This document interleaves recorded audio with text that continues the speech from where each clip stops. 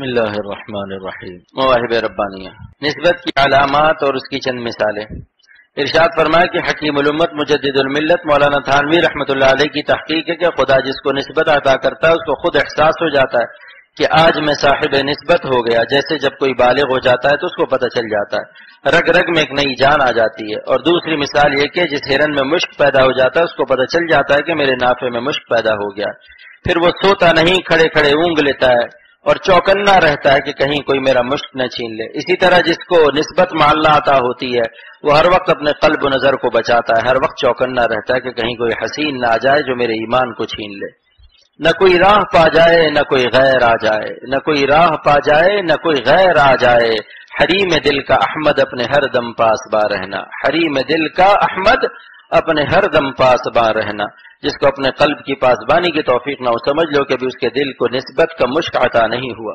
میرے ایک دوست نے کہا کہ جس مکان میں دولت ہوتی ہے اس میں مضبوط تالا لگاتے ہیں، جس کے دل میں نسبت مع اللہ کی دولت ہوتی ہے وہ آنکھوں کا تالا مضبوط لگاتا ہے، یعنی نظر کی حفاظت کرتا ہے، اور جو نظر کی حفاظت نہیں کرتا یہ دلیل ہے کہ اس کا دل ویران ہے، اس میں نسبت کا خزانہ نہیں۔ کیفیت عطا نسبت اور اس کی مثال۔ ارشاد فرمایا کہ حضرت حکیم الامت فرماتے ہیں کہ نسبت اچانک عطا ہوتی ہے، بتدریج عطا نہیں ہوتی۔ جیسے جب کوئی بالغ ہوتا ہے تو یہ نہیں کہتا کہ آج میں 1 آنا بالغ ہو گیا، کل 2 آنا ہوا، پرسوں 4 آنا بالغ ہوا، 1 سیکنڈ میں بالغ ہوتا ہے۔ ایسے ہی نسبت خاصہ آنے واحد میں عطا ہوتی ہے۔ البتہ جس طرح بچہ غذا کھاتا رہتا ہے، جس سے رفتہ رفتہ جسم میں طاقت آتی ہے اور بالغ ہونے میں وقت لگتا ہے، لیکن جب بلوغ ہوتا ہے تو اچانک ہوتا ہے۔ اسی طرح جو وقت لگتا ہے وہ ذکر میں لگتا ہے، رفتہ رفتہ روح میں ذکر کے انوار سے طاقت آتی رہتی ہے، پھر اپنے وقت پر نسبت مع اللہ اچانک عطا ہو جاتی ہے۔ اس کی ایک مثال اور بھی ہے، جیسے کوئی دروازہ کھٹکھٹا رہا ہے، رک جاتا ہے، پھر کھٹکھٹانے لگتا ہے، آخر گھر والے کو رحم آ جاتا ہے اور اچانک دروازہ کھول کر سامنے آ جاتا ہے۔ ایسا نہیں ہوتا کہ پہلے تھوڑا سا سر نکالے، پھر ناک، پھر کان نکالے، پھر ہاتھ نکالے۔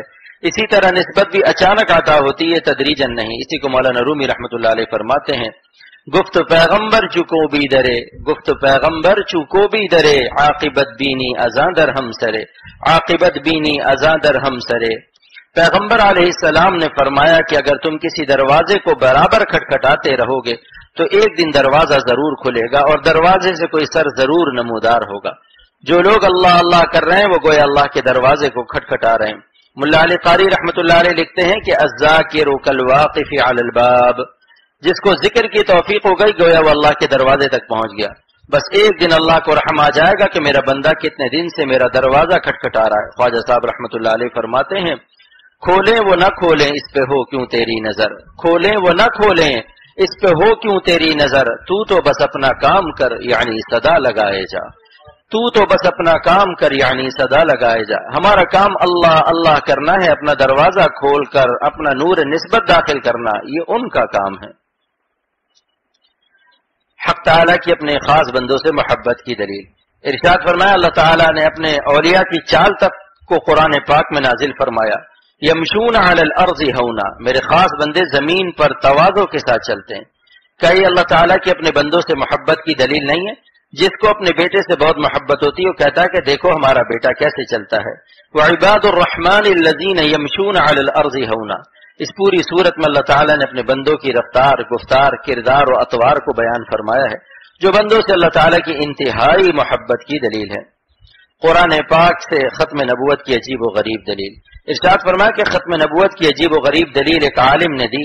کسی نے کہا کہ اب قیامت تک کوئی نبی نہیں آ سکتا، اس کی کیا دلیل ہے؟ فرمایا کہ اس کی دلیل تو پہلے پارے ہی میں ہے، والذین یؤمنون بما انزل الیک، جو کچھ آپ پر وحی نازل ہوئی اس پر ایمان لاتے ہیں، وما انزل من قبلک، اور آپ سے پہلے جو نازل ہوئی اس پر ایمان لاتے ہیں۔ یہی دلیل ہے کہ نبوت ختم ہو گئی، کیونکہ آگے اللہ نے یہ تو نہیں فرمایا کہ آپ کے بعد جو وحی نازل ہوگی اس پر بھی ایمان لائیں گے۔ یہی دلیل ہے کہ اب کوئی نبی نہیں آئے گا۔ مولانا قاسم نانوتوی رحمۃ اللہ علیہ کا عالمانہ جواب۔ فرمایا کہ کسی نے حضرت مولانا قاسم نانوتوی رحمۃ اللہ علیہ سے کہا کہ آپ کہتے ہیں کہ قرآن شریف میں ہر چیز کا ذکر ہے، تو بتائیے کہ ہوائی جہاز کا ذکر کہاں ہے؟ فرمایا کہ وَيَخْلُقُ مَا لَا تَعْلَمُونَ، اور اللہ آئندہ ایسی چیزوں کو پیدا کرے گا جس کو تم نہیں جانتے ہو۔ اس میں ہوائی جہاز بھی شامل ہے اور آئندہ بھی جتنی ایجادات قیامت تک ہوں گی سب اس میں شامل ہیں۔ زائرین حرمین شریفین کے لیے نہایت مفید مشورہ۔ فرمایا کہ بزرگوں نے لکھا ہے کہ مدینہ شریف سے یا مکہ شریف سے جب جاؤ تو غمزدہ جاؤ، روتے ہوئے جاؤ، رونا نہ آئے تو رونے والوں کی سی شکل بنا لو۔ پہاڑوں سے بھی کہو یا جبال المدینہ یا جبال المدینہ نحن بفراقکن حزینہ حزینہ، نحن بفراقکن حزینہ حزینہ، یہ میرا شعر ہے کہ مدینہ شریف کے پہاڑوں ہم تمہاری جدائی سے غمگین ہیں۔ روز مبارک کو للچائی نظروں سے دیکھتے جاؤ، اس طرح جلدی واپس جانا بہتر ہے اس سے کہ اگر ذرا سی کوئی تکلیف پہنچے تو دن گنتے رہو کہ کب واپس جانا ہے، کیوں ہم زیادہ رہ گئے۔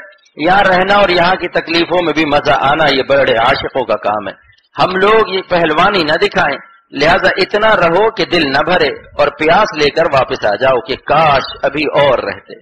ایک نواب صاحب نے حاجی امداد اللہ صاحب رحمۃ اللہ علیہ کو لکھا کہ حضرت اگر اجازت ہو تو ریاست چھاڑ کے میں بھی مکہ شریف میں آپ کے پاس آ جاؤں۔